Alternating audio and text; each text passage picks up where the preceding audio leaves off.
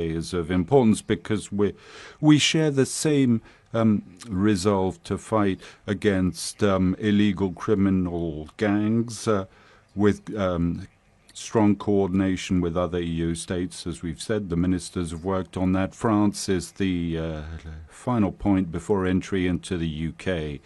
But these men and women, obviously, roots of poverty who are exploited by these smugglers. We must work with entry point countries into Europe and to stem these entry points. We have common resolve in fighting this trafficking, protecting our people and the men and women from these smugglers, and engage all countries that have a co-responsibility of our side. This is something EU wishes to take forward and starts with a bilateral discussion must be broadened. I think that's the momentum underway through this summit and in line what was done through the Calais group. In terms of defence and security, we have a solid history, in no way impacted by Brexit. However, this summit will kickstart some key issues in terms of capacity building, strategic for our two armed forces together constitute what is really the bedrock of this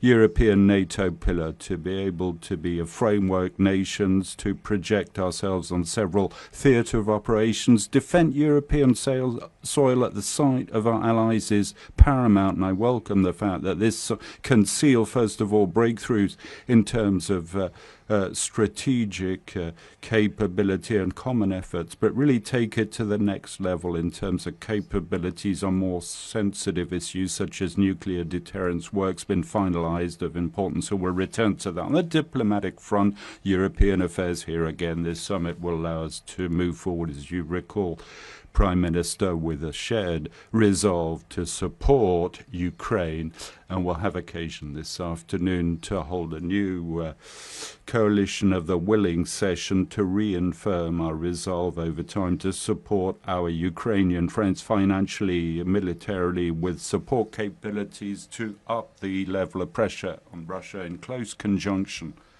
between yourselves, the EU, and the United States in order to bring Putin back to the negotiating table with a robust and lasting peace. What we've done with February for the coalition of the willing is key. We'll review events in the Middle East where our countries historically have a strong responsibility guaranteeing pluralism, stability, and there are several key issues. Coordination is absolutely key between us on nuclear power in Iran and peace and security for all in the Middle East. And lastly, on the energy front, as you mentioned, welcome the agreement reached on Sizewell C, and after the commitment on Hinkley Point, it's a new phase that we're securing in terms of investment. It's also a whole generation of investment nuclear capabilities that are key for both the sovereignty and decarbonization